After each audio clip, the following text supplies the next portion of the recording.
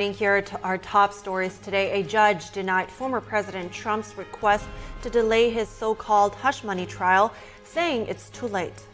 Guilty pleas by two brothers charged with insider trading. Prosecutors say they profited illegally by investing in a company that later merged with Trump's social media firm. More on the case and what they're facing. A helicopter rescues 6 miners stranded in Taiwan after the island's strongest earthquake in decades. Authorities say over 600 people are still stranded, with over 1,000 injured and 42 missing. The White House is asking Congress to approve billions of dollars in weapons sales to Israel, which could be one of the largest sales to the country in years. Widespread damage in the South and Midwest after tornadoes and thunderstorms bring devastation. At least 3 are dead. A video of extensive flooding and more.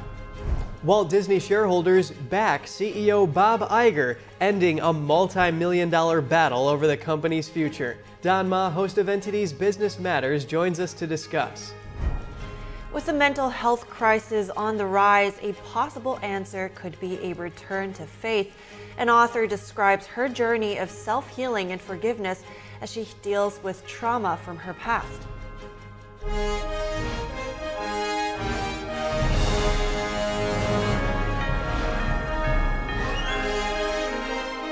This is NTD Good Morning. Live from our global headquarters, here are Evelyn Lee and Kevin Hogan. Welcome to NTD. Good morning, everyone. Today is Thursday, April 4th. Really desperate measures out there in Taiwan's Taroko Gorge. People were driving to work in the buses, and then when the quake hit, they were stranded and unreachable, and then 3 of them had to hike to the hotel to let them know that their colleagues were safe. Man, yeah, really a lot of people affected in Taiwan. In Hualien County, 10,000 households are still without power and 300 without electricity. Wow. So topping the news today, rescue teams in Taiwan are still trying to reach over 600 people stranded after yesterday's earthquake.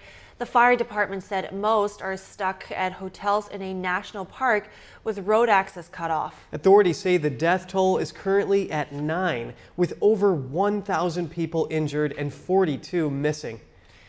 Officials say a helicopter was able to pick up 6 people stranded in a mining area today. Hundreds of aftershocks hit the eastern part of the island. Authorities warn aftershocks as high as magnitude 7 could last until the end of the week. The full extent of the damage is still being assessed, with some road and rail closures around the quake's epicenter. Earlier today, a magnitude 6 earthquake struck off the east coast of Japan. Officials say the quake was at a depth of around 20 miles. Biden is expected to call Netanyahu today, according to multiple reports. And while we wait for updates on that, meanwhile, Defense Minister Yoav Gallant announced last week that the military will expand its campaign against Hezbollah. He said operations will reach wherever the terrorist organization operates. This while the U.S. and France have reportedly been working to avoid a broadening of the war. So what's at stake? We bring in Alex Trayman, the Jerusalem bureau chief for the Jewish News Syndicate. Good morning, Alex. Good to see you. Good morning. First, what do you think prompted this? Because Israel has been trying to avoid broadening the conflict. So why did we see the announcement now? Why now? Well, first of all, since October 7th, Hezbollah has fired over 2,000 rockets, mortars, drones, anti-tank guided missiles at Israeli population centers, and Israel has actually evacuated tens of thousands of residents from just south of the border with Lebanon due to this threat. Israel has been operating almost daily basis inside Lebanon, attacking as far north as just north of Beirut. And according to Hezbollah, Israel has killed over 225 Hezbollah operatives since October 7th. So there is a low-lying conflict that has been raging since October 7th. But you're correct that now statements and actually the IDF ran an exercise to prepare for a larger conflict for 2 reasons. Number one, Israel understands that they need to change the strategic situation to bring residents back to their homes safely. But number two, after this attack inside Syria, in which Israel took out several of Iran's top generals and members of the IRGC, Iran has been threatening to counterattack, and that would likely include counterattacks from Hezbollah. So Israel needs to be prepared for a full-fledged conflict. But they must have seen this coming, right? When they launched this attack, that there will be counterattack.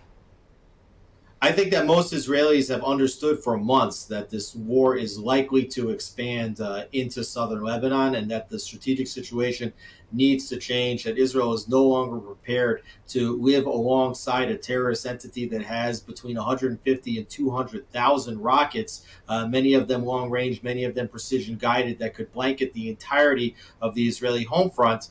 So most Israelis would tell you that they think that there probably will be a war with Hezbollah. Israel's been talking about a diplomatic solution to move Hezbollah away from the border, but the feeling here is that a diplomatic solution is probably unlikely, and therefore the threat of conflict with Hezbollah has been raging and has only increased in recent weeks leading up to this attack in Syria.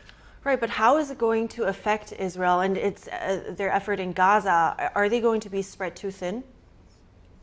Well, that's why you haven't seen a full-fledged war with Hezbollah as of yet. Israel definitely prefers to fight one conflict at a time because of limits in manpower, because of limits in tanks, also because Israel needs to know how much air power they have to use against Hezbollah if that front opens up. So Israel has certainly been hoping to wind down operations in Gaza over the next several weeks or months, and then to focus on Hezbollah. But at the same time, when you have a conflict raging already across the border, all it takes is for one long-range missile to be sent from Hezbollah that breaks through Israel's air defense, and you might find yourself in a situation in which war breaks out quickly. So even though you want to wait, you still need to be prepared to fight two fronts at the same time. Right, and do you think, because you also mentioned Iran obviously was vowing revenge along with Hezbollah for Israel's attack in Damascus, just quickly before we have to wrap this up, do you think with the shift to a more offensive strategy from Israel's side that against another proxy, so would Iran's involvement change as well? Well, Iran has been involved in all the proxies. 93% of Hamas's military budget comes from Iran. Hezbollah is an Iranian proxy, and so are the Houthis. The question if Iran will now step up retaliations against Israel after the attack, we don't know. There's been a lot of bluster, a lot of threats. Sometimes when the threats and the bluster are higher, that means what actually is going to happen is lower. This could just be a fear tactic, but we have to wait and see. Israel has to be very, very careful right now. Got it. Thank you so much, Alex Trayman, for your insights. Thank you. Now, an update on the civil and criminal proceedings against former President Trump. A judge yesterday denied Trump's request to delay an April 15th trial in his so-called hush money case. Here's the story. Trump requested last month his so-called hush money trial be delayed until the Supreme Court reviews a claim to presidential immunity in a separate case. His lawyers argue the review was relevant because prosecutors want to present evidence from Trump while he was serving as president. But Judge Juan Merchan denied the motion. He said Trump's lawyers should have filed it months ago. This case could be the only one to go to trial before the November election. Trump is accused of falsifying business records to cover up his ex-lawyer Michael Cohen's $130,000 payment to Stormy Daniels. This was allegedly in exchange for silence before the 2016 election about an alleged encounter with Trump in 2006. Trump denies any such encounter took place. He also seeks a delay on the basis that news coverage on the case has led potential jurors to believe he's already guilty. Merchan has not yet ruled on that request. The Manhattan DA argued the trial could not wait until media coverage simmered down. Prosecutors say much of the publicity was coming because of Trump's own rhetoric. Meanwhile, the former president is also fighting charges over classified government documents kept after leaving office. Trump's lawyers in a new court filing revealed he kept classified materials at Trump Tower in New York City and at his estate in New Jersey. This on top of documents found at Mar-a-Lago. In the filing, lawyers argue jurors could be told that Trump had the legal power to classify those documents as personal rather than presidential belongings. The federal judge in the case signaled she may accept the argument that these documents were in fact Trump's personal property, which would severely weaken the prosecution's case. A 1978 law called the Presidential Records Act allows former presidents to keep records that have no connection to official responsibilities. U.S. Special Counsel Jack Smith, who is leading the case against Trump, called Trump's argument fundamentally flawed. Smith said the documents in question related to military and intelligence matters, including details about America's nuclear program. He said they could not be construed as personal and vowed to appeal any decision by the judge that would instruct jurors to consider it. 2 men pleaded guilty yesterday to insider trading in the company that ultimately took former President Trump's media business public. NTD's Daniel Monahan has more on the case. Michael Schwartzman, head of Miami-based venture capital firm Rocket One Capital, and his brother Gerald Schwartzman each pleaded guilty in Manhattan to 1 count of securities fraud. Rocket One's chief investment officer Bruce Garelick is scheduled to face trial on related charges on April 29th. The indictment against them did not in any way implicate Trump or Trump Media and Technology Group, which owns his Truth Social platform. Prosecutors charged the trio last year with illegally trading on inside information about Trump Media and Technology Group's plan to go public through a merger with a blank check company. That's a development stage company with no concrete business plan or one that has the intent to merge with or acquire another firm. Prosecutors say the trio signed confidentiality agreements in June 2021 when they were approached to become early investors in Digital World Acquisition, the blank check company. The agreements required them to keep information they learned confidential and not trade the company's securities in the open market. After hearing the company was in merger talks with TMTG, prosecutors say the trio tipped others and bought Digital World securities. After the deal was announced in October 2021, they sold them to make a total of $22 million in illegal profit. Michael and Gerald Schwartzman said in court that they knew what they were doing was wrong when they traded on non-public information. Gerald Schwartzman said at the hearing, "I've made a terrible mistake." U.S. Attorney Damian Williams said, "Insider trading is cheating, plain and simple," after the pleas. The Schwartzmans are scheduled to be sentenced on July 17th. Securities fraud carries a maximum sentence of 20 years in prison. The average prison sentence in federal fraud cases in the U.S. last year was around 2 years. Daniel Monahan, NTD News. The Trump campaign and the Republican National Committee say they raised over $65 million last month. That's over 3 times the amount raised in February. President Biden's campaign hasn't released fundraising figures for March. Biden held a fundraiser with former Presidents Barack Obama and Bill Clinton last week. Organizers said the high-profile event raised over $25 million. The Trump campaign and RNC say they ended March with over $93 million in cash on hand. Biden's campaign had over $155 million cash on hand at the end of February. And coming up, House lawmakers open a new investigation into a spike of immigration cases dismissed since President Biden took office, and police in Ohio charge an illegal immigrant with murder that the local sheriff says has been deported 7 times. And the Senate will consider Jennifer Homendy for another term as chair of the National Transportation Safety Board. She dealt with the aftermath of the Baltimore bridge collapse, the Alaska Airlines Boeing jet emergency, and the Ohio train derailment. That and more after the break.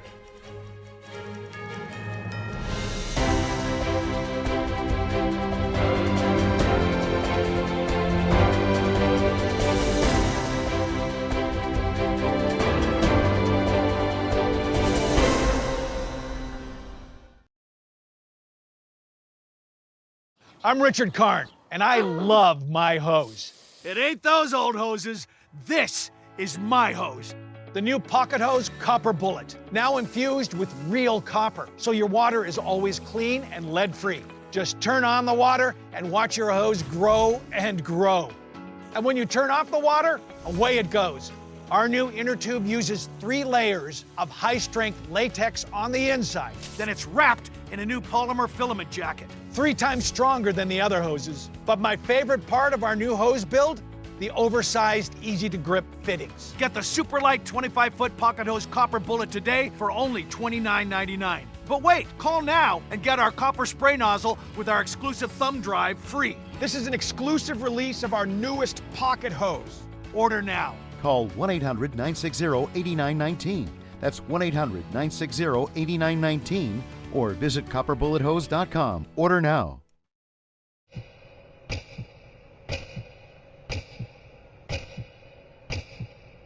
بیست و سه سال 16 سال عمري ما هفت اما داعش کردیم برانبر خشک و دایکانی ازدی ما کاری که دور لهمو چمک دموکراسی و موافقانی مرو و انسانیت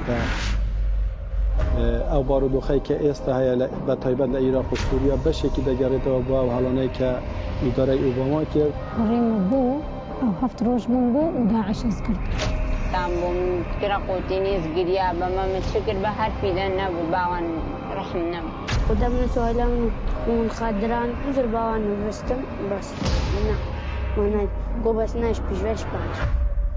They would literally be auctioned in front of soldiers, and then the soldiers begin to bid. زارود وان همو جیبرم تی حملی زارود دم واسه وان همو جیبرم. وحشیگریه که توا عیاره ظلمی که یک جار گرگ اوره لما افرطانه کرا و تعدایی که زور زوریان لیده که همانه روزانه دست فروشیده.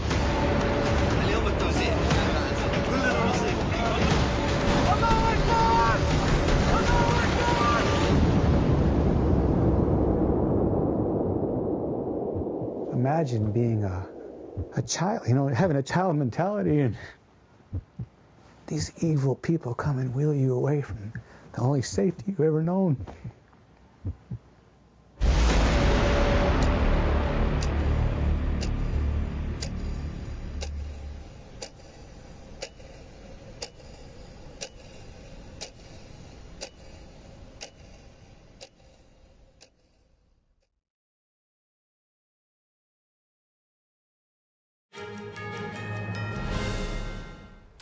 Good to have you back. President Biden teaming up with Senator Bernie Sanders to slam former President Trump over health care. But new polling in last night's primary results are posing fresh warning signs for Biden's 2024 campaign.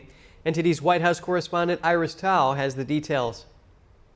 As former President Trump this week continues to hammer Biden on the border crisis, and President Biden on Wednesday teamed up with his one-time presidential rival, Senator Bernie Sanders, to attack Trump on health care.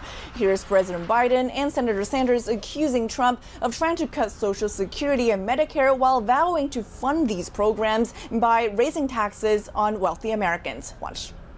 As my predecessor says, kicking millions of Americans off their health insurance. I'm going to protect Social Security and Medicare along with Bernie and other members of Congress to make sure the wealthy begin to pay their fair share. We will be lowering the cost of health care in our country. Former President Trump, meanwhile, has pushed back on Biden's accusations, saying while he wants to cut government waste, he will never do it through cutting Social Security or Medicare.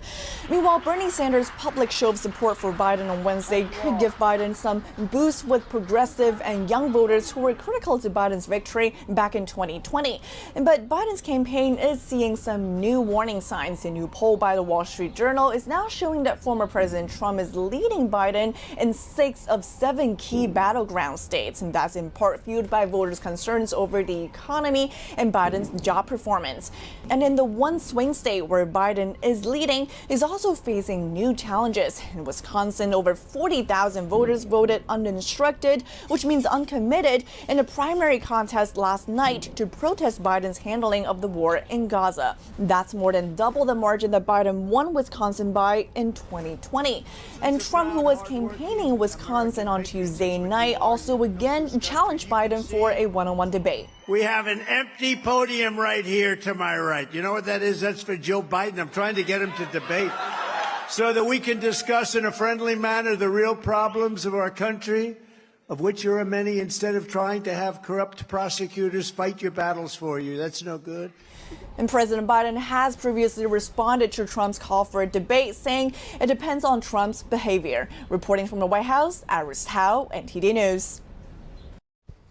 House Republicans yesterday opened a new investigation into a sharp rise of immigration cases dismissed since President Biden took office. This as Texas attorneys went back to an appeals court to defend the state's new immigration law. And police in Ohio arrest and charge an illegal immigrant from Mexico with murder. The local sheriff says the suspect has been deported 7 times and jailed 11 times under 7 different names. NTD's Jeremy Sandberg has an update on the border crisis. A Syracuse University-sponsored data research organization called TRAC estimates over 192,000 immigration cases have been dismissed since the start of fiscal year 2021 due to DHS officials failing to provide notice to appear paperwork to courts.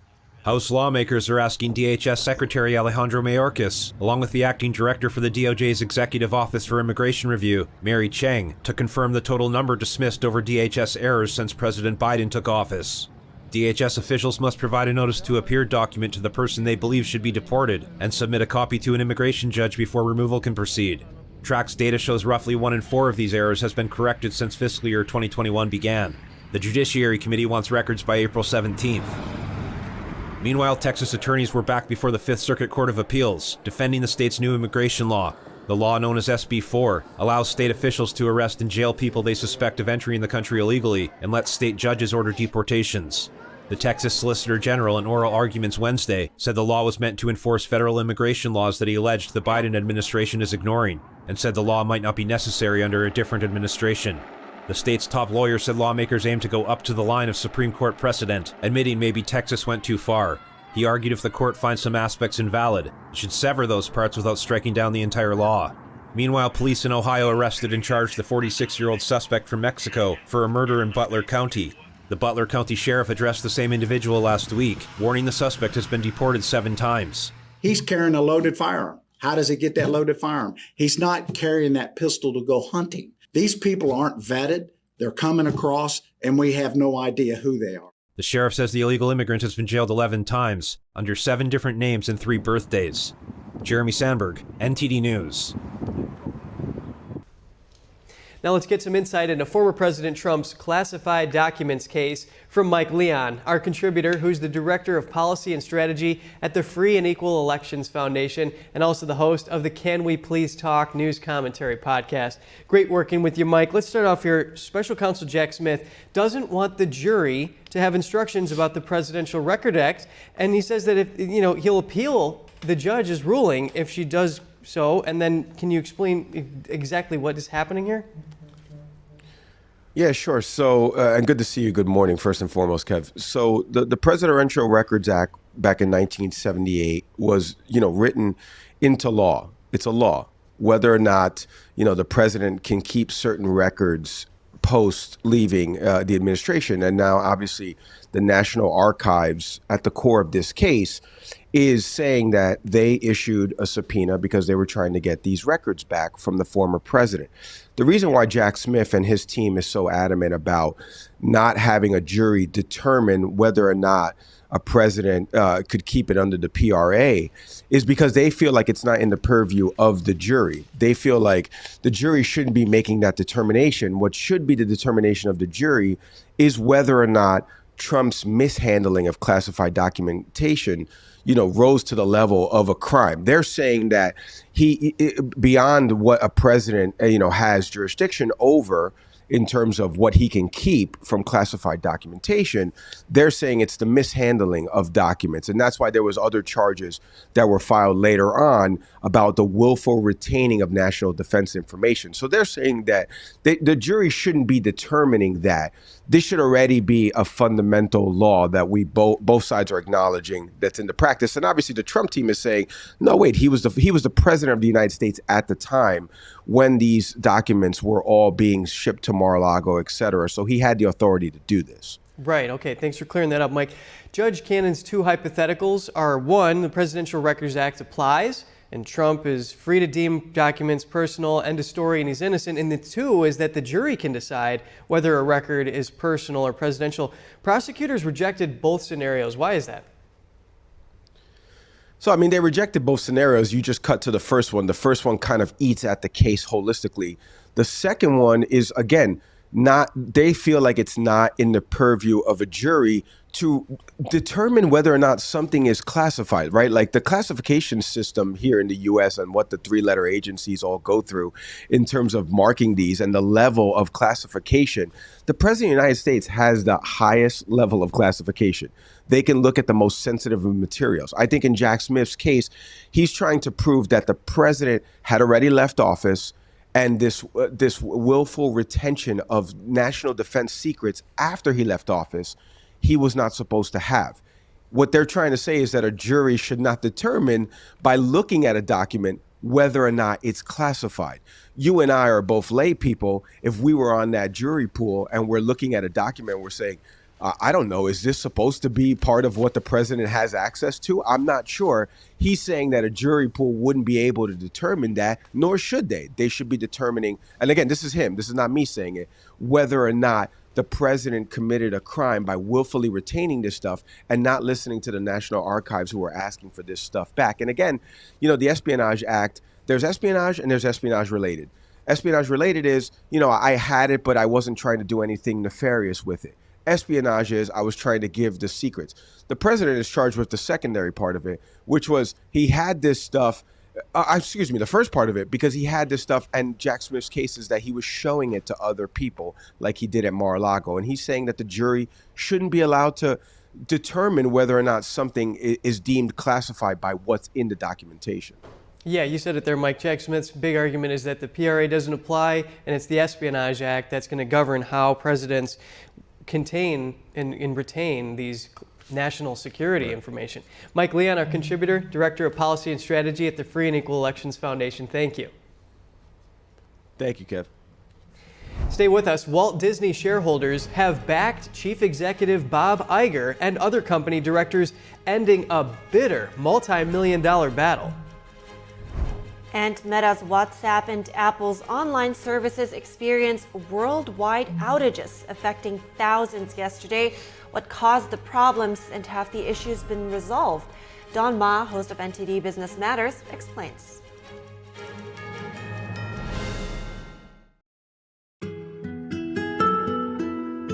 There's cultures that have been lost, but this culture hasn't been.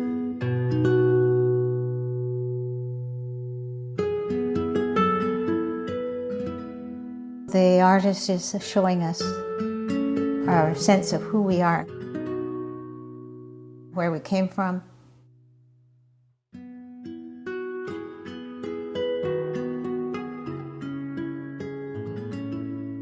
You look at his hat.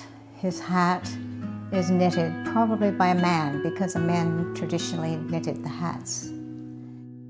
That hat tells you the story of who this person is, what his place in the culture is, the animals around him. Everything's all contained in the messages in the hat. And the tool that he's carrying over his shoulder. This is a centuries-old tool that has been able to rework the mountains. Those traditions are invaluable, and if we don't honor those traditions, then we're rootless. The artist is showing us the value of maintaining our culture and respecting our culture.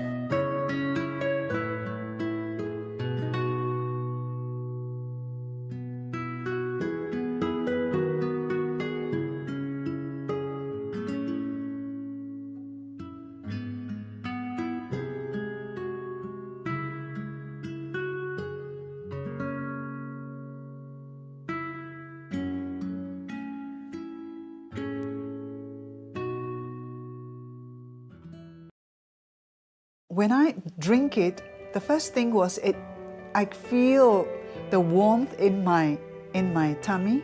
It's kind of like gently radiating out, a kind of a very comforting warmth. And it was really good, actually. I felt much better. I did feel, actually, an effect. And I find that it is actually better when I take it regularly. It's actually steamed and dried 9 times. And so it's really, the essence is really extracted. Then the second time, I tried it really like on an empty stomach and just two teaspoons of it, and over a few times. And wow, that was a big difference, because suddenly I could feel, wow, I was very good energized. I didn't have to eat. I could work outside in the garden for a couple of hours, and I still felt very well. And I was impressed by that. So I think it's a good product.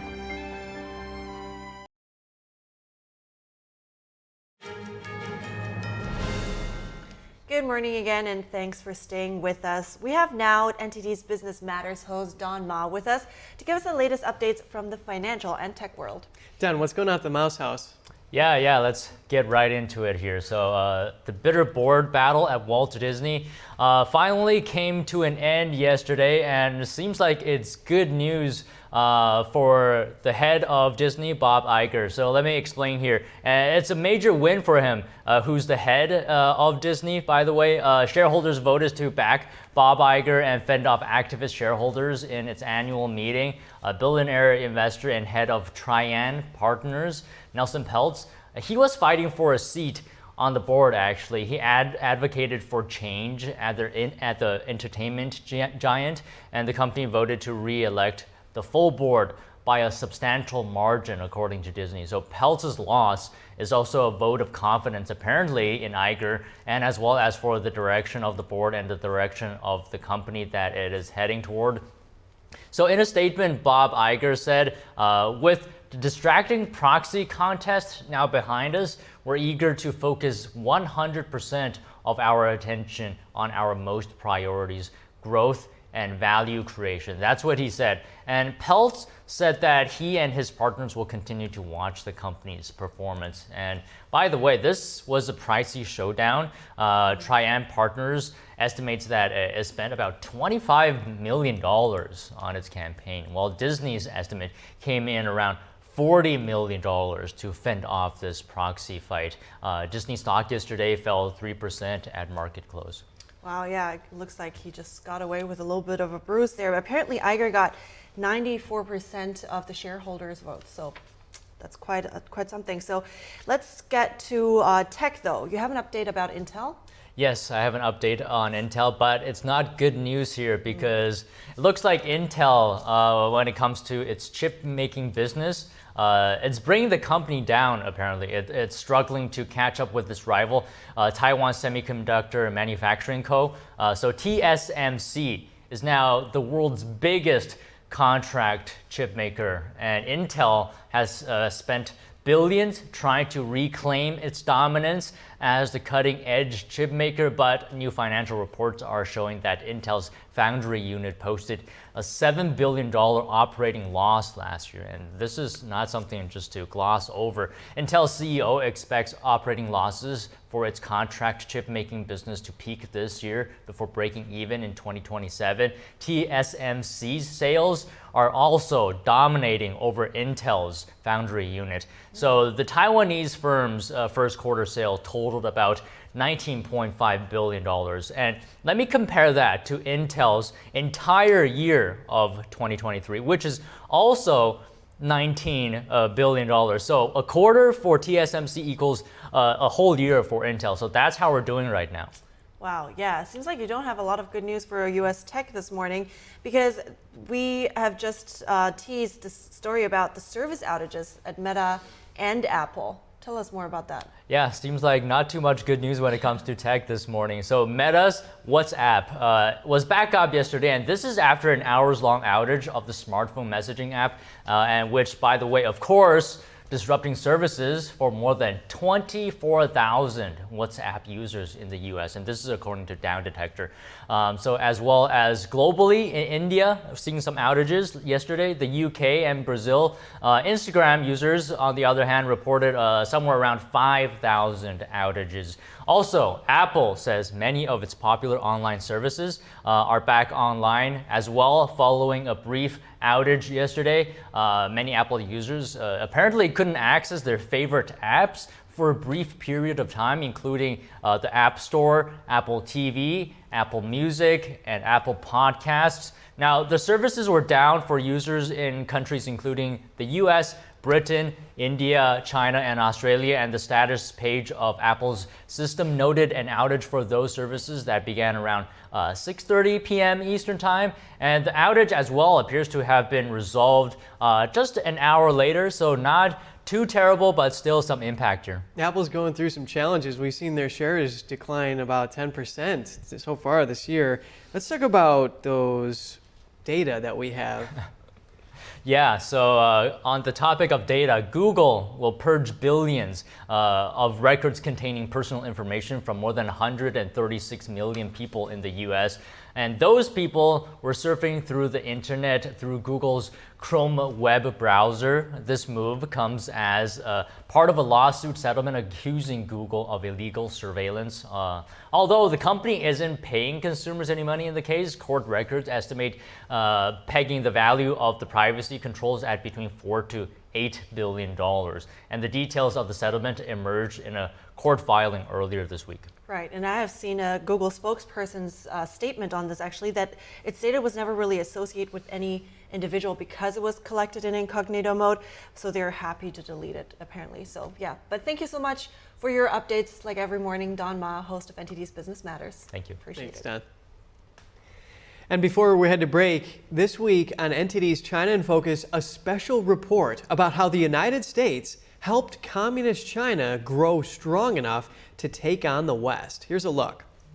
From less than 1% of the world's gross domestic product to a massive 19%. That's the marker of China's development in just 3 decades. How did the communist country grow so fast? And who helped it along? Never in history has one country funded the rise of its enemy, which is what the United States has done. It's an existential threat where the Chinese Communist Party is seeking to essentially destroy the United States, who they believe is the one country that can stand in their way of achieving this great rejuvenation of China. Across the board, you can pick a topic and you can see the pernicious influence of the Chinese Communist Party. And we're in this Cold War situation, this period of intense security competition that we must now resolve. Tune in this Saturday at 8:30 p.m. Eastern Time to learn more. And just ahead, Baltimore's mayor announces subsidies for workers impacted by the last week's deadly bridge collapse, with President Biden set to survey damage at the disaster site tomorrow. At least 3 are dead after tornadoes and thunderstorms bring devastation to the South and Midwest. A video of extensive flooding and more. And the nation's largest fresh egg producer temporarily halted production at its Texas plant after discovering bird flu in its chickens. What we know so far about this latest outbreak when we come back.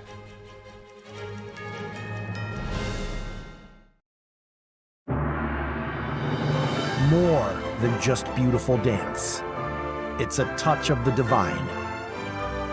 More than just legends. It's the beautiful culture and wisdom of China before communism. More than just a performance. It's an experience that awakens the soul. Lincoln Center, NJ-PAC, State Theater, Purchase, and Stamford. Starting March 28th. Tickets at shenyun.com. When I drink it, the first thing was I feel the warmth in my tummy. It's kind of like gently radiating out, a kind of a very comforting warmth. And it was really good, actually. I felt much better. I did feel, actually, an effect. And I find that it is actually better when I take it regularly. It's actually steamed and dried 9 times. And so it's really, the essence is really extracted.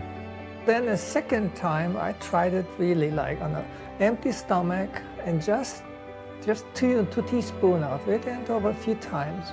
And wow, that was a big difference, because suddenly I could feel, I was very good energized. I didn't have to eat. I could work outside in the garden for a couple of hours, and I still felt very well. And I was impressed by that. So I think it's a good product. The tempting online world is encroaching on our campus. Is unplugging cables and confiscating phones the solution to protect our children? No, we just need a clean multimedia platform. Join Ganjing Campus to leverage premium channel features, professional development courses, and kindness event toolkits tailored for teachers.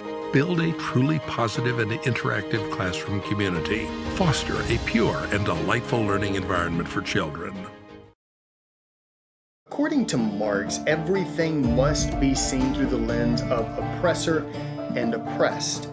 Our property rights have continued to get weaker. The threat of these takings is no longer just for public use, but also for better use.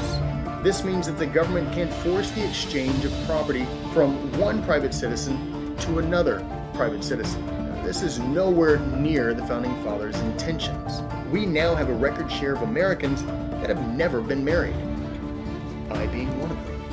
In fact, the median age of a first marriage has never been higher. Now, you may be thinking this is only affecting single adults. Well, not exactly. According to Pew Research, 1 in 4 parents living with their child are unmarried. And let's take a look at how many children are currently living with either one parent or no parent.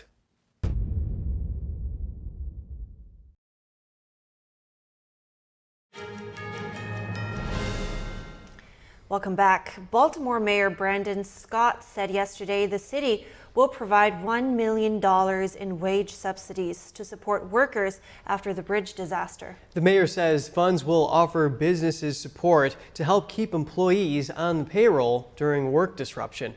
The action is similar to COVID-19 relief programs. Scott says the money is an important first step, but not nearly enough to cover all businesses or workers affected. Baltimore port workers are losing a combined $2 million in daily wages. The company that had several workers on the bridge when it was struck has set up a relief fund for families of those killed. President Biden is set to travel to Baltimore tomorrow to survey the damage from last week's deadly collapse. At least 3 people were killed and several were injured after a powerful storm system spawned tornadoes and damaging storms from the south to the Ohio Valley. 2 people were killed by falling trees when storms swept through Pennsylvania yesterday. An 82-year-old woman was killed in Collegeville and a 70-year-old man was killed in Aston Township after trees fell on their vehicles while driving. Streets in the Midwest were transformed into rivers after extensive flooding. In Kentucky, strong winds and heavy rain after a tornado warning. At least 1 person was killed as a result of destructive storms in the state on Tuesday. And in West Virginia, severe thunderstorms brought flooding, downed trees, power outages, and road blockages. At least 13 homes were damaged and some residents were injured in Fayette County.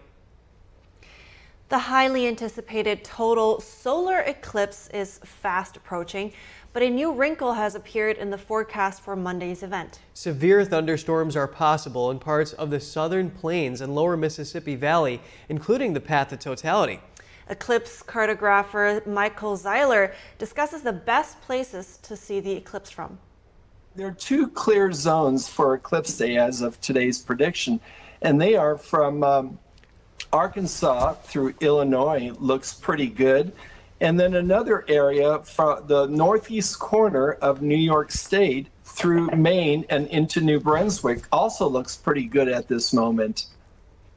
Totality will occur along a more than 100-mile wide path from Texas to Maine, passing over cities like Dallas, Indianapolis, Cleveland, and Buffalo, New York. Parts of Texas, Oklahoma, and Louisiana are at an increased risk of thunderstorms on that day. Fierce winds, hail, drenching rain, and perhaps a tornado are all possible. Severe thunderstorms typically rumble to life later in the afternoon in the south, so the storms could hold off just long enough for eclipse watchers in the threat area to get a decent view of the phenomenon. And the largest producer of fresh eggs in the United States said that it halted production at a Texas plant. This was after they discovered bird flu in their chickens. Mississippi-based Calmaine Foods said Tuesday about 1.6 million laying hens and over 300,000 pullets, or young hens, were destroyed after the infection was discovered. That's about 3.6% of their total flock. Cal-Maine said it was working to secure production from other facilities to minimize disruption to customers. The company said there is no known risk of bird flu from the eggs currently on the market. The Department of Agriculture noted that properly handled and cooked eggs are safe to eat. The announcement by Cal-Maine comes a day after health officials said a person was diagnosed with bird flu after being in contact with cows presumed to be infected. Okay, but exactly how big of a threat does bird flu pose? And what are the health officials saying about the recent outbreak? We have more on this. Bird or avian flu is affecting a growing number of cattle herds in the U.S. This week also saw the first known instance of a human catching bird flu from a mammal. Although health officials say the risk to the public remains low, concerns are rising. The director of the CDC said Wednesday the agency is taking bird flu seriously, but stressed that the virus has already been well studied. Unlike COVID, which is a completely novel or new virus, avian flu is known to us. And we've been thinking about vaccines and treatment and tests for quite a number of years. But this is a new development. Avian viruses spread naturally in wild aquatic birds like ducks and geese, and then to chickens and other domesticated poultry. Since 2020, the virus has been spreading among more animal species, including dogs, cats, skunks, bears, and even seals and porpoises. In the U.S., this version of the bird flu has been detected in wild birds in every state, as well as commercial poultry operations and backyard flocks. Nationwide, tens of millions of chickens have died from the virus or been killed to stop outbreaks from spreading. Last week, U.S. officials said it was found in livestock. As of Tuesday, the Department of Health said it was discovered in dairy herds in 5 states: Idaho, Kansas, Michigan, New Mexico, and Texas. This strain of bird flu, type A H5N1, was first identified as a threat to people during a 1997 outbreak in Hong Kong. In the past 2 decades, nearly 900 people have been diagnosed globally and more than 460 have died, according to the World Health Organization. There have been only 2 cases in the U.S., and neither were fatal. The vast majority of infected people have gotten it directly from birds, but scientists are on guard for any sign of spread among people. So the fact that it is in cattle now is definitely raises our concern level, and we have some work to do to better understand that. The CDC says while there is no major threat to humans, the agency wants more people to get tested for it. The CDC says those who should get tested are people who have been exposed and are showing symptoms. A person in Texas who tested positive last week worked on a farm and had direct contact with a dairy cow. The virus can be found in milk from sick cows. However, there is little threat to humans, given that most milk in the market is pasteurized. Federal health officials say raw milk can pose a serious risk to those who drink it. And New York City Marathon organizers will soon have to pay a bridge toll like other commuters if New York Transit officials have their way. The Metropolitan Transportation Authority, or MTA, is demanding the New York Roadrunners pay roughly $750,000 for use of the Verrazano Narrows Bridge. The MTA says the fee represents the estimated amount of toll revenue lost when the nation's longest suspension bridge is closed, but the Roadrunners group have pushed back. Well, they argue the MTA enjoys increased revenue from greater transit ridership during Marathon Week. The organization also says the 2019 marathon generated about $425 million for the city. Up next, with the mental health crisis on the rise, could a possible remedy be a return to faith? An author describes her journey of self-healing and forgiveness as she deals with trauma from her past. Stay tuned for more after the break. I'm Richard Karn, and I love my hose. It ain't those old hoses. This is my hose. The new Pocket Hose Copper Bullet, now infused with real copper, so your water is always clean and lead-free. Just turn on the water and watch your hose grow and grow. And when you turn off the water, away it goes. Our new inner tube uses 3 layers of high-strength latex on the inside. Then it's wrapped in a new polymer filament jacket, 3 times stronger than the other hoses. But my favorite part of our new hose build? The oversized, easy-to-grip fittings. Get the super light 25-foot Pocket Hose Copper Bullet today for only $29.99. But wait, call now and get our copper spray nozzle with our exclusive thumb drive free. This is an exclusive release of our newest pocket hose. Order now. Call 1-800-960-8919.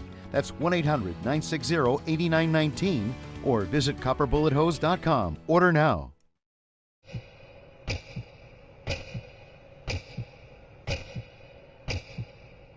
بیست و سه سال 16 سال عمري ما هفت اما داعش کردیم برانبر خشک و دایکان یزدی ما کاری که دور لهمو چمک دموکراسی و موافقانی مرو و انسانیت او بارودوخی که است های به تایبت لعراق و سوریه بشه که دگرت و با و حالانه که اداره اوباما کرد ریم بو او هفت روز بو و داعش از کرد تامبوم كرا قوتينيز قريا بما متشكر بهر بيدن نبو باوان رحم نبو ودمنا سؤالان من خادران نزل باوان وفستم بس وانا قوبس ناش بيجوش بانش. They would literally be auctioned in front of soldiers, and then the soldiers begin to bid. زارود وان همو جيبرم تي حملي زارود الدم واسسيبان همو جيبرم وحشیگریه که توا عیاره ظلمی که یک جار زور گوره لما افرطانه کرا و تعدایی که زور زوریان لیده که همانه روزانه دست فروشیده اليوم التوزيع كلنا نصيب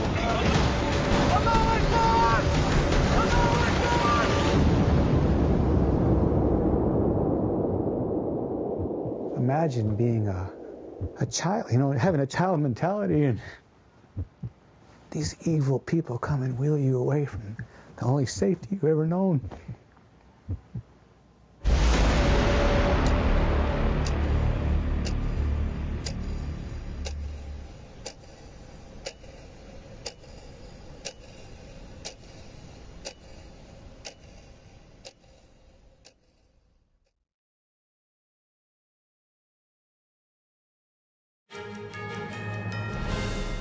It's good to have you back with us. We're looking for some solutions here. Rates of self-harm on the rise, a mental health crisis gripping the nation. Could embracing faith be a possible path to healing? I spoke with Carrie Sheffield, the author of Motorhome Prophecies, A Journey of Healing and Forgiveness, to hear about her journey back into spirituality. I wrote the book. It's called, and here's the cover, it's called Motorhome Prophecies.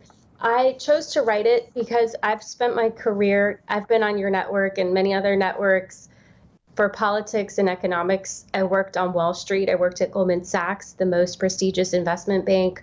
I got a full scholarship to Harvard. So I have this resume. I say there's the things that are in your resume that you're proud of, that you want to elevate and proclaim to the world. Well, this book is about, I call it my anti-resume. And it's about all the things that I was hiding. And it's my shadow resume and the things that I felt shame about. And so finally, it just became so much that I just said, I can't keep this in anymore. And so as a child, to have adults that you trust in the end not have your best interest at heart, or to put their own ego or their own what they think is best ahead of what is true, it was very damaging. And unfortunately, 3 of my siblings have attempted suicide, and I considered suicide numerous times over the years until I became much more spiritually grounded. I was baptized as a Christian. I spent 12 years very angry at God. In the place of being agnostic is the word I called myself. I was an agnostic. I did not believe in God because my dad used the name of God to abuse us. And so I was angry at the idea of God because he'd used God to abuse us. So it was a very confusing place. But in the end, I was very grateful that I was able to find my faith in God and to get mental health care. So if you, coming as far as you have, look back now at everything that happened to you, through what kind of lens would you say you're still looking at everything that happened to you? Well, the last chapter in my book, the title is Wrestling with God.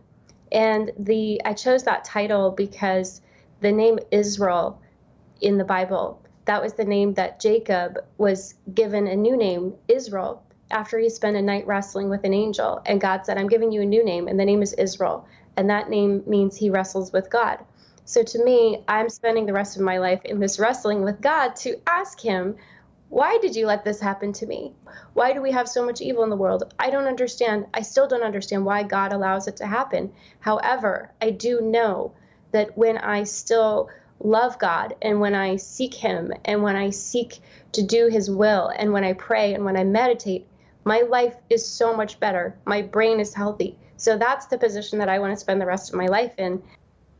That's very inspiring and certainly a long way to come. And so I usually like to end interviews about books, especially with this. If there is one message that readers would take away from your book, what would you hope it would be?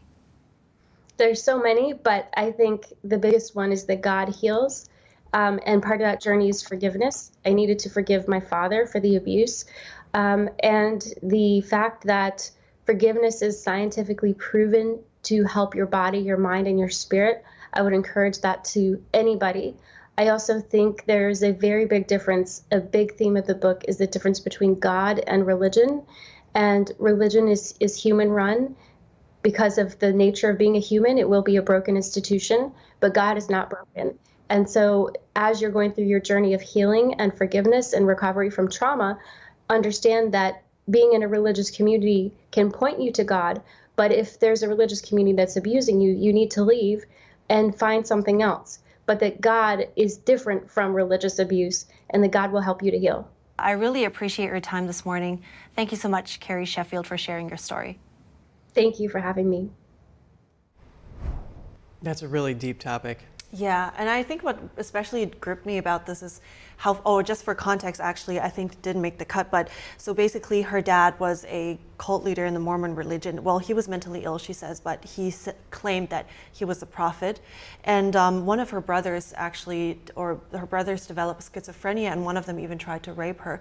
So very early on, she tried to leave the house, and then her dad threatened her that she will be raped and murdered and things like that. So it was a lot of abuse going on, and I think it was so inspiring to see how far she has come. Such a hard life, and yeah, she has definitely overcome a lot of those challenges. Right, and has become very successful in her life. All right, we're heading to a quick break now, but we'll be back in just a couple of seconds with more, so stay with us. NTD News, the fastest growing independent news source in America, bringing you breaking news from around the world. Expert analysis, investigative reporting, and original award-winning documentaries. We're known for our uncensored China coverage you won't find anywhere else. We cover the stories that affect you and shape our world without the political noise. We report from the heart with you in mind. Watch us right here on NTD News.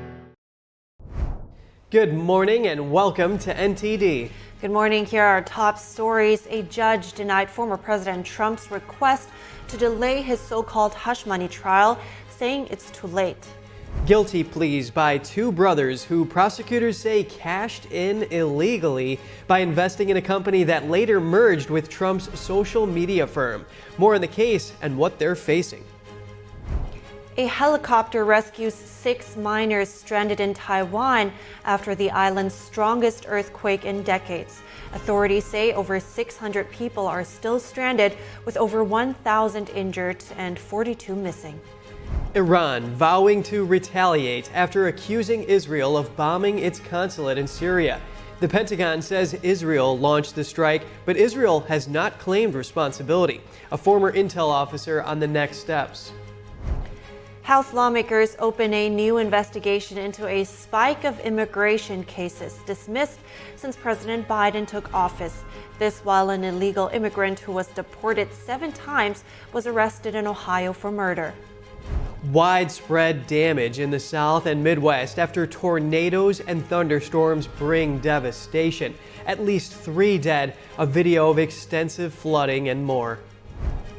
Busy medical students in Australia make time to play live music for cancer patients, an uplifting story of compassion and giving back.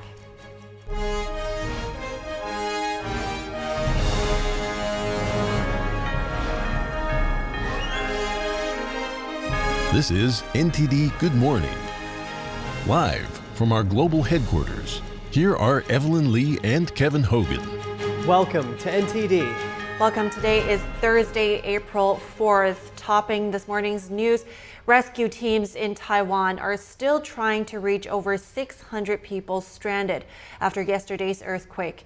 The fire department said most are stuck at hotels in a national park with road access cut off. Authorities say the death toll is currently at 9, with over 1,000 people injured and 42 missing.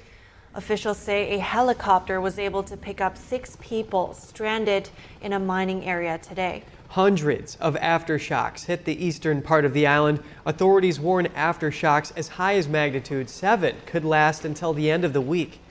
The full extent to the damage is still being assessed, with some road and rail closures around the quake's epicenter. Earlier today, a magnitude 6 earthquake struck off the east coast of Japan.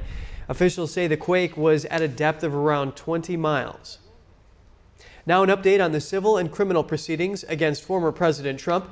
A judge yesterday denied Trump's request to delay an April 15th trial in his so-called hush money case. Here's the story. Trump requested last month his so-called hush money trial be delayed until the Supreme Court reviews a claim to presidential immunity in a separate case. His lawyers argued the review was relevant because prosecutors want to present evidence from Trump while he was serving as president. But Judge Juan Merchan denied the motion.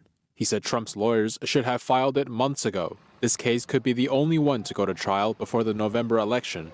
He also seeks a delay on the basis that news coverage on the case has led potential jurors to believe he's already guilty.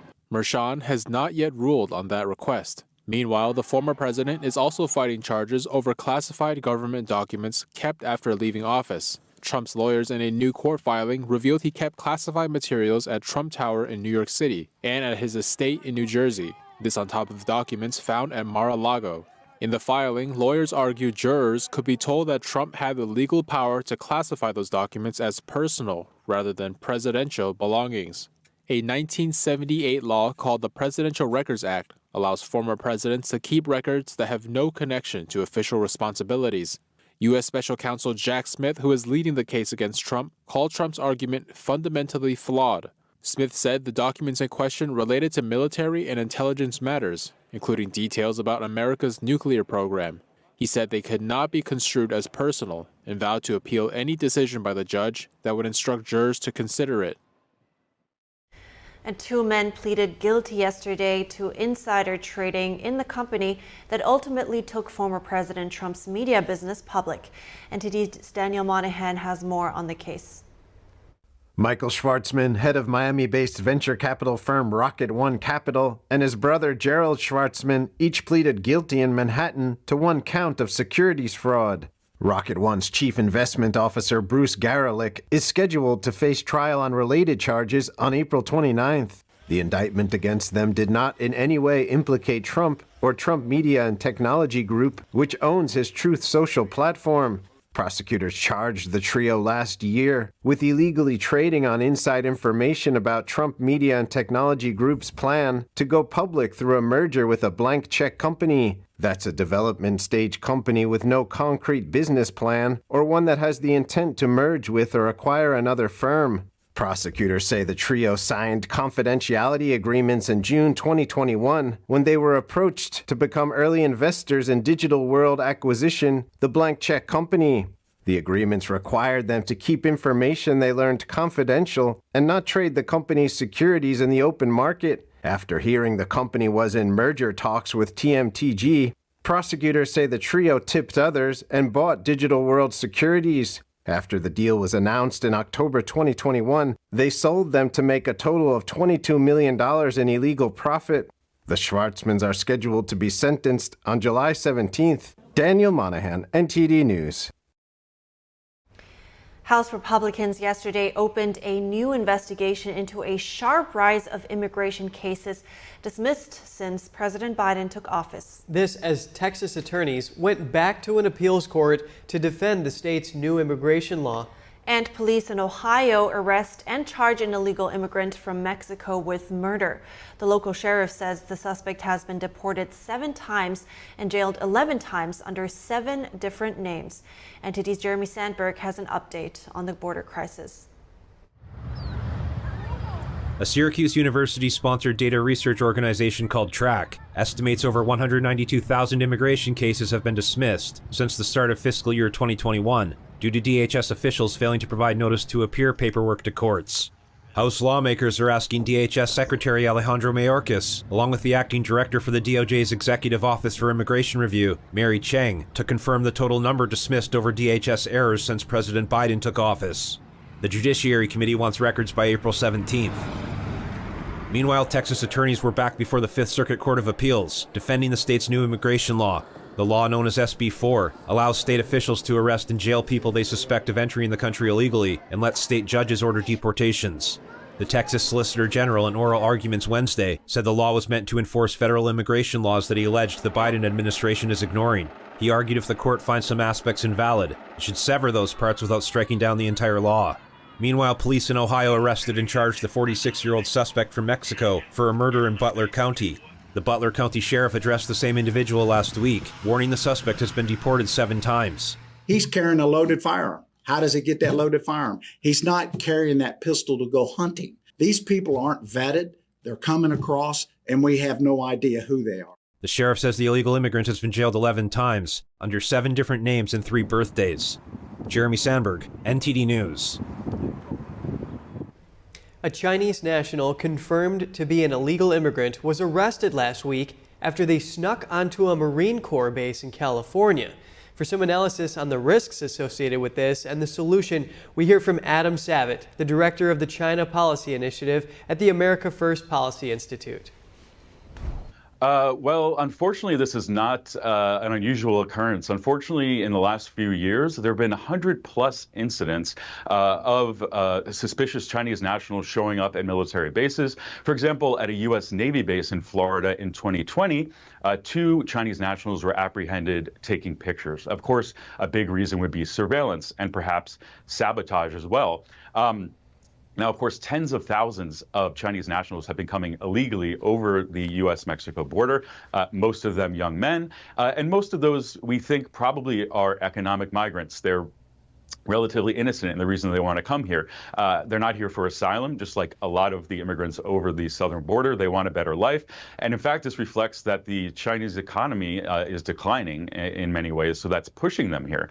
But unfortunately, probably a small amount are agents of the CCP.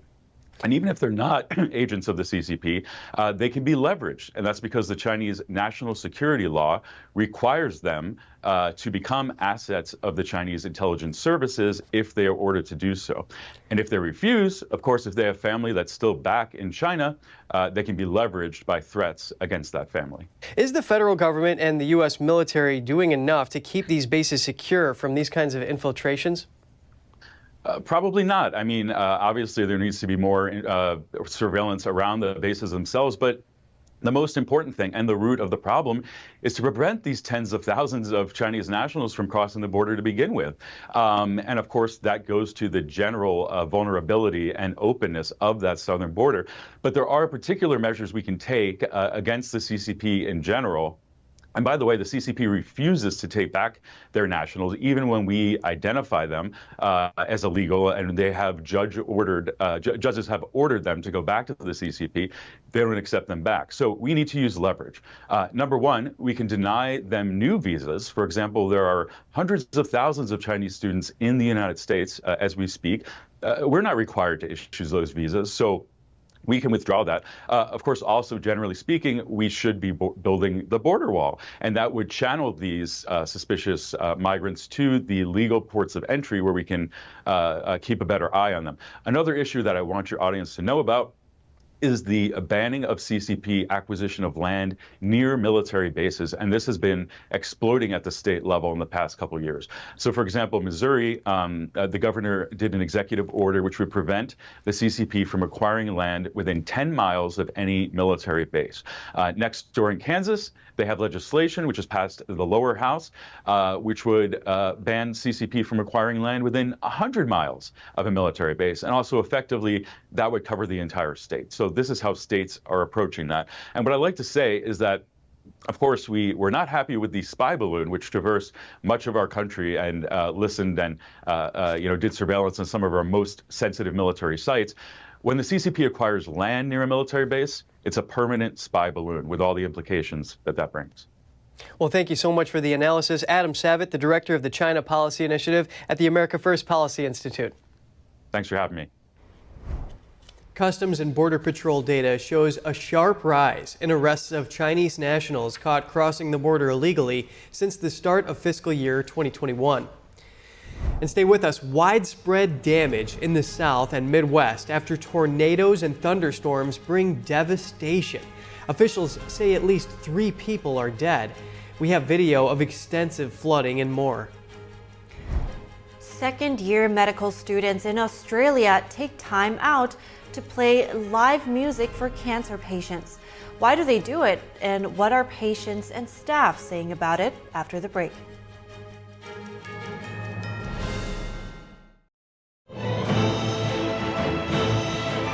A performance that truly matters for each and every one of us.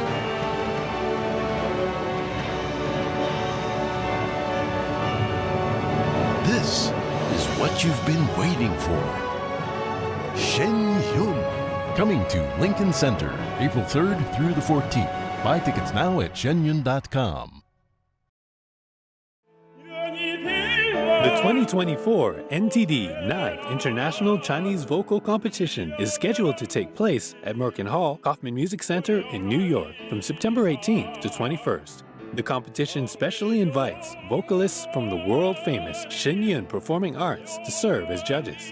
The prestigious Gold Award is $10,000. Chinese vocal artists aged 18 to 50 are welcome to register.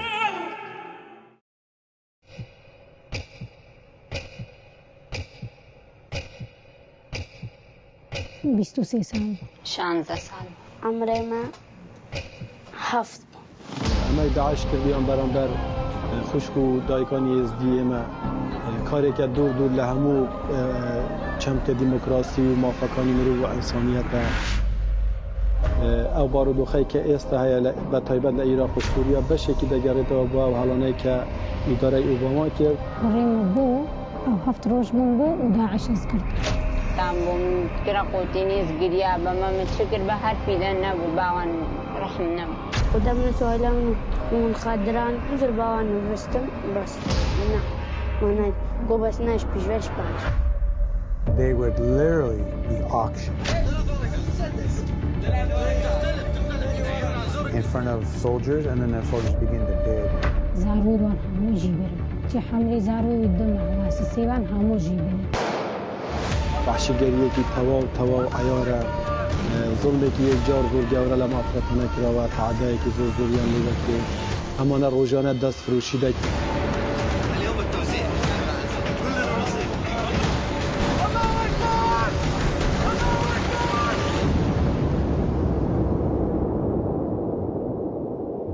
Imagine being a child, having a child mentality, and these evil people come and wheel you away from the only safety you've ever known.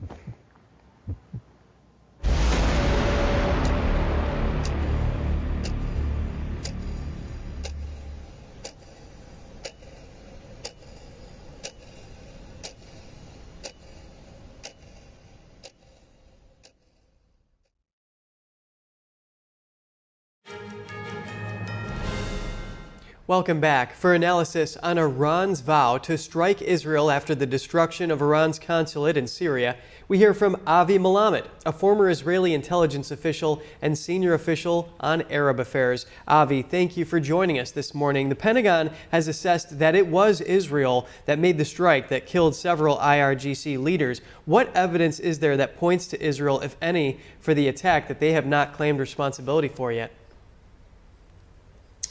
Thank you for having me. There are no evidence, and Israel did not claim responsibility on that attack. However, as you understand, the Iranians obviously make it clear that they view Israel as responsible for the attack.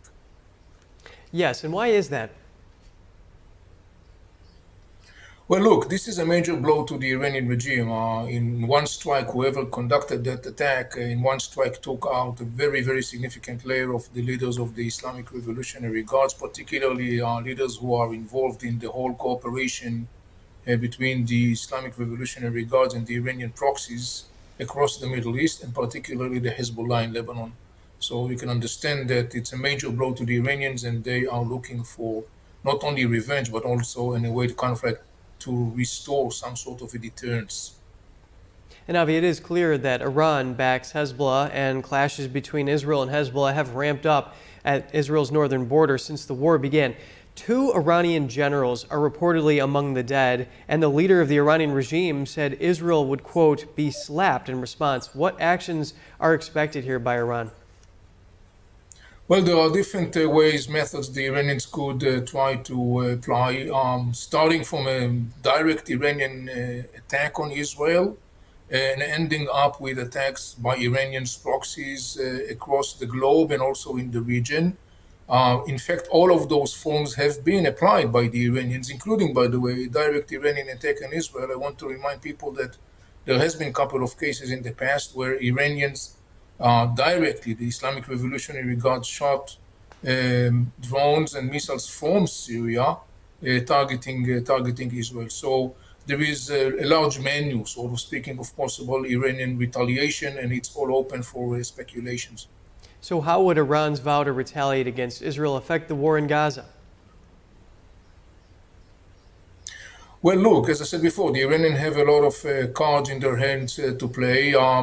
Some assess that the Iranian will activate one of their proxies, not necessarily the Hezbollah in Lebanon, to try to retaliate. Some will say that the Iranian will wait for the right time and the right circumstances to launch some painful strike on Israel or Israeli interest across the region or across the globe.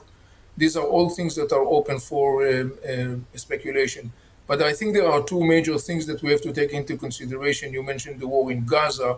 The Iranian regime is looking for ways to save Hamas rule from falling down in Gaza Strip. And that's the reason why they have been activating their different proxies across the Middle East. Hezbollah in Lebanon, Iraqi Shiite militias attacking the US presence, the Houthis in Yemen attacking global trade in the Red Sea, and so on. However, it's very unlikely that the Iranian will decide to use the Hezbollah as the major executor of a significant Iranian retaliation, because in the end of the day, from the Iranian regime perspective, the most significant role of the Hezbollah currently, strategically speaking, is 2 major issues. One, to maintain and deepen Iran control over Lebanon, and the other thing is to be served as a card, as a pawn, to deter potential future attack on the Iranian nuclear facilities. And I will point out here that a U.S. Air Force commander at CENTCOM says that while Iran does support its proxies, it's not interested in a wider regional conflict right here. Thank you so much for the analysis, Avi Malamed. Thank you. And at least 3 people were killed and several were injured after a powerful storm system spawned tornadoes and damaging stores from the south to the Ohio Valley. 2 people were killed by falling trees when storms swept through Pennsylvania yesterday. An 82-year-old woman was killed in Collegeville, and a 70-year-old man was killed in Aston Township after trees fell on their vehicles while driving. Streets in the Midwest were transformed into rivers after extensive flooding. In Kentucky, strong winds and heavy rain after a tornado warning. At least 1 person was killed as a result of destructive storms in the state on Tuesday.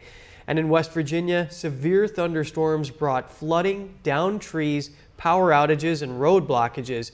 At least 13 homes were damaged and some residents were injured in Fayette County.